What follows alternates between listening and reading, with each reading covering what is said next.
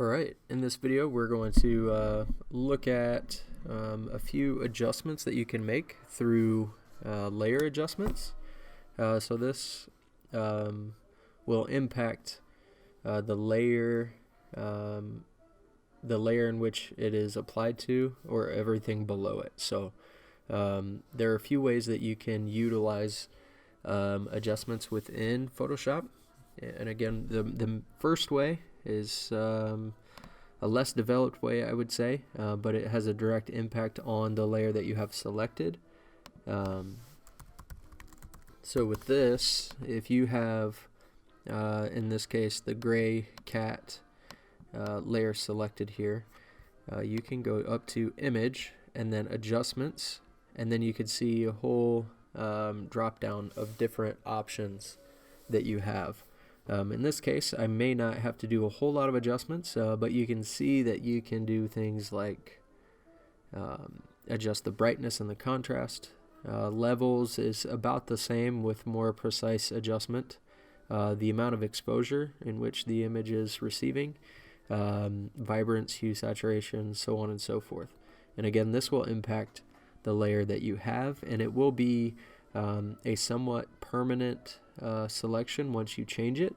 So there is that. It may not be exactly what you want as far as having a direct impact on a said layer, but it does have its positives. So I will just do a quick preview or show you a quick preview of brightness and contrast.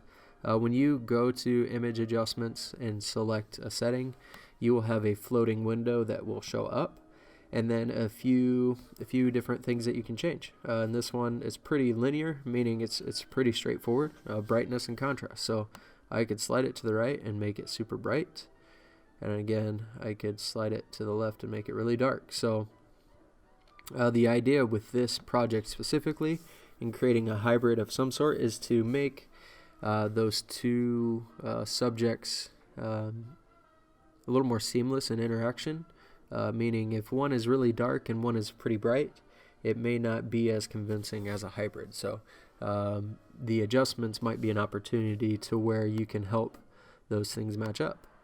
In my opinion, I think the brightness is okay. It might be on the wrong side, or might want to adjust a little bit in one certain area, but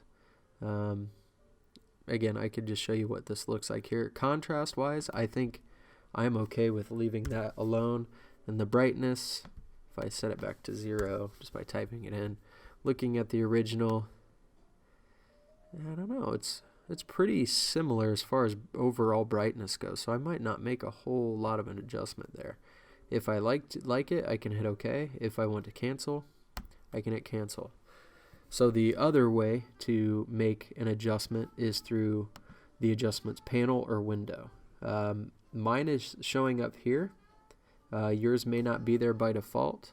You may have to go to window and then select adjustments in order to be visible over here in your panels section.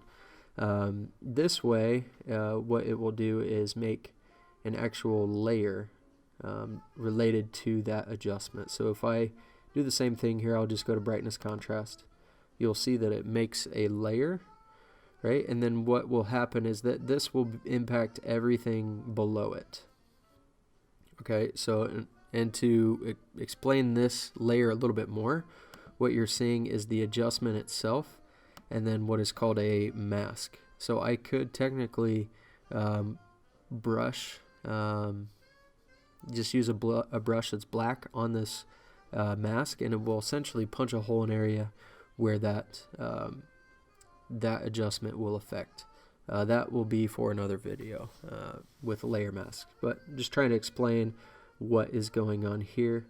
Okay, and with this you can see once I select that adjustment here, I have my slider here, but what you're seeing is that it's impacting every layer because this layer is above the the gray cat and the shoe bill, right?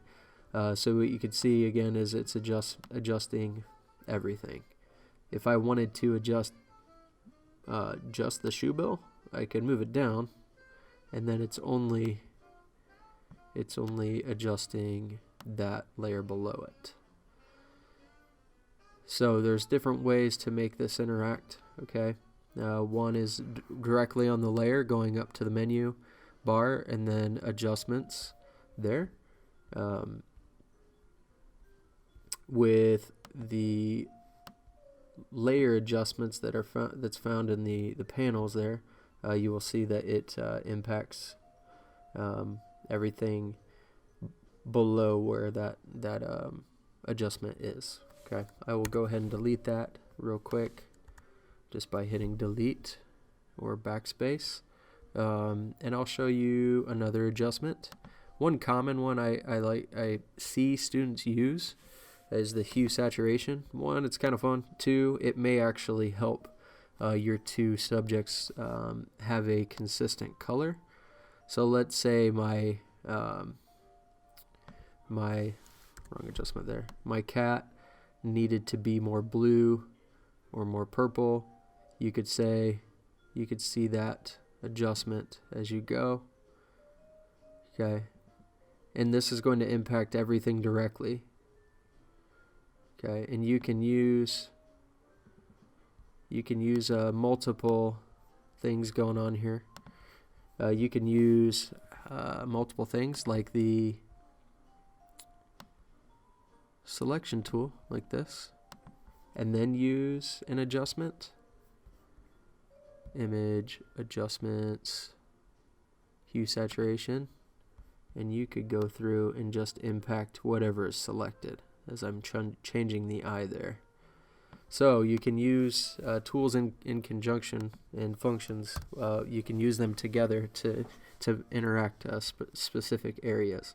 Of course, this is just a snippet of the different adjustments that you can make, right? The best way to learn on how these work is to literally select it, right? And then see how it impacts your design. This has a cool effect actually. Kind of tones down my shadows a little bit.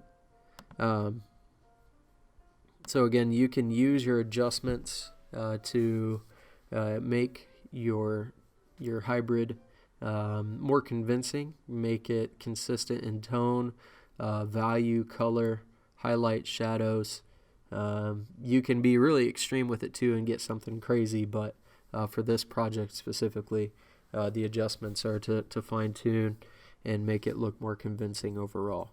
Okay, that's just a quick preview of adjustments. Again, you have layer adjustments here in a panel, and if you do not see that panel, you can go to Window and then select Adjustments. Okay, and then the other way is a little more direct, and it will impact the specific layer that you have selected, and that's Image Adjustments, and then that drop down. Okay, feel free to explore these options. Okay, there's a lot going on there, and there's a lot that you can do to enhance and improve your project.